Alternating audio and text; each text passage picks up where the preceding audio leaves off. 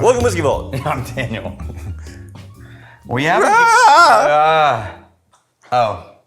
You're so slow. I got today. it. There's a build-up. This is the climax of the episode. But this is the moment. It's all downhill from here. Rex, go ahead. I love the small amount of exasperation in that tone. Rex, go ahead. It's not real of exasperation. It's just like this low level, like, Speaking of petty grievances, which I really like that. Really? You're just bringing back petty grievances again? Yeah. This is the new, every TV show has like the primary theme and then the secondary storyline. The Vault's new secondary storyline is Rex's petty grievances. No, it's an update on the past petty grievances. Oh, okay. So your dad saw the episode. So Were you ranted about him for like 5 minutes? Brad? In a 12-minute episode? Yeah.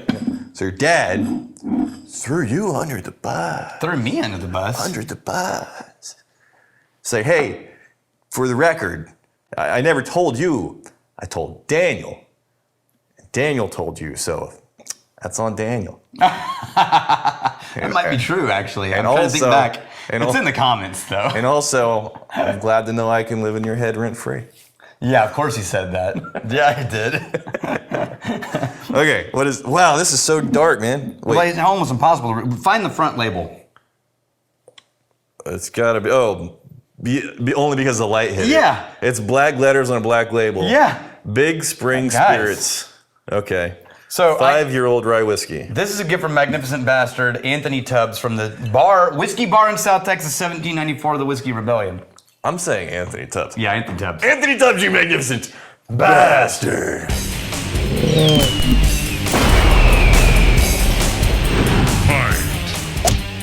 Port barrel finished. Yeah. Okay. And by the way, no, I'm mixing up South Texas. It's the 1794 is a restaurant. Okay. That the guy who said like, hey, come to my restaurant. Anthony Tubbs. Yeah. And hang out. Yep. It's in Pennsylvania. Have I had a rye whiskey finished in port before? I have not. I don't think I have. So if it was, and it wasn't, I don't think we've reviewed one. We've done rum, there's been other things, but it's usually port bourbon. So, And they're making this, okay, so that's a hell of a color on here. right? Yeah. So in theory, this is 6 years in oak. Yeah. And 1 year in a port barrel. Yeah. That's 7-year-old whiskey. So before we even put our nose in this, do you think, because I wouldn't automatically pair port and rye. Yeah, because the super dense sweet candy combined with all the herbal, I think they'd fight with each other. But that's me immediately by default projecting that classic MGP rye in there. Right. Rye has a really, really wide spectrum of flavors. We don't know where it started. Right. So this could be a rye that could potentially play well with the port. Maybe it rounded out things that they were doing and they were fine. Could have been 3. Okay. All right. Here we go. Ooh, that is musty. Yeah, that is. What is that? That is a low-cut rye. That is a cellar. That's mostly mineral. You're so low, you're in the Earth basement. mold. You're so low, you're in the basement right now. With overripe fruit baskets surrounding you. Like they forgot they had put the raisins down there. It's like they forgot about the plums. The grain bin got wet, and it just sat there for a couple days, a little bit too wet. That is so musty. Yeah, man, that is a low cut. This is a good example of a low cut whiskey for sure. Yeah.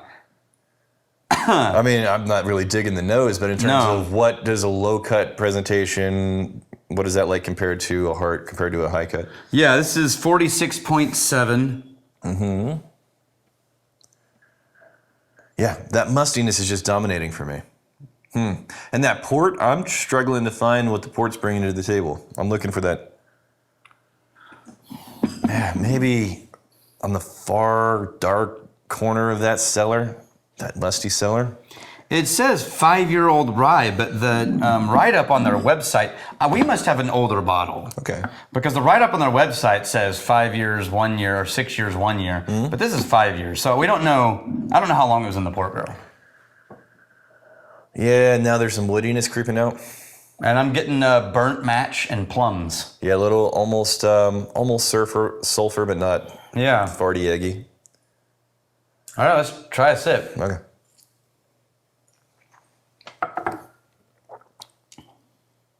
The taste, I don't mind it. I don't mind it, but you know why? We've been huffing this nose, and Yeah. any of those off notes were acclimated through the nose. Maybe. So now, whenever you get to the taste, you do find some of the sweeter elements.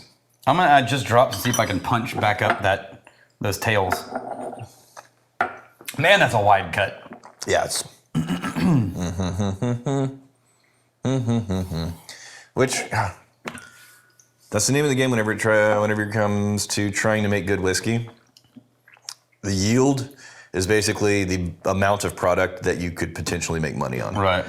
But the quality of the product means, by its very nature of a narrower cut, you being more selective and choosy, that means you're going to have less product to be able to sell. Or to stay in business.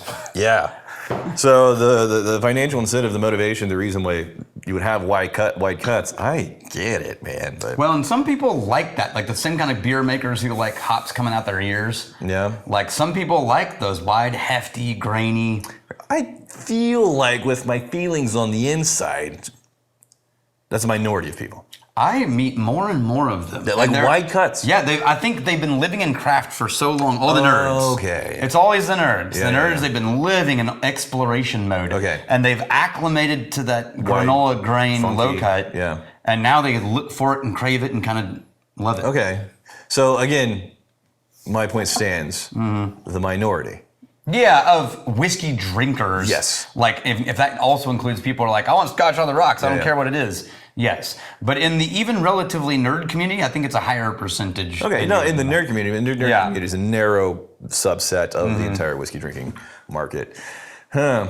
I mean, anybody watching this channel. Yeah. There's a higher percentage of them drinking, liking that new grain Yeah. than you would think. Yeah, it's. Smell it and taste it now. That the water. Did you put water in mine? Yeah, just a drop. It woke up the palate and turned the palate into the nose. Yeah. Yeah, go back to sleep. Yeah, I'm not a fan. Go back to sleep.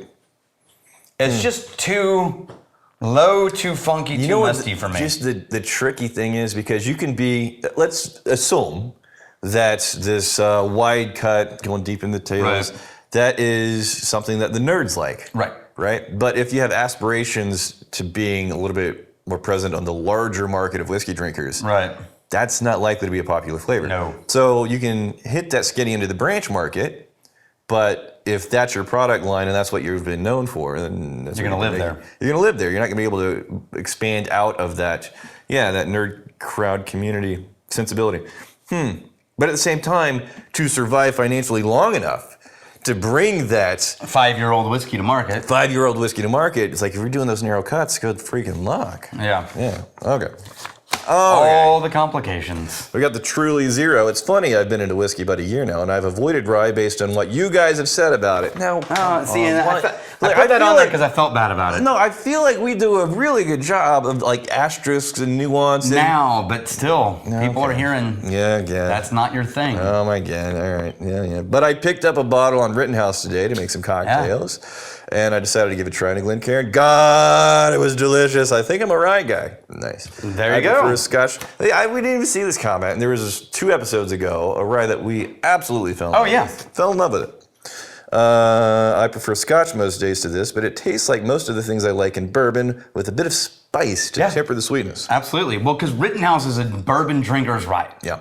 Since I tend to find bourbon a bit oversweet, I guess that as of today, I enjoy every whiskey category. Hey, look at that. Well done, you.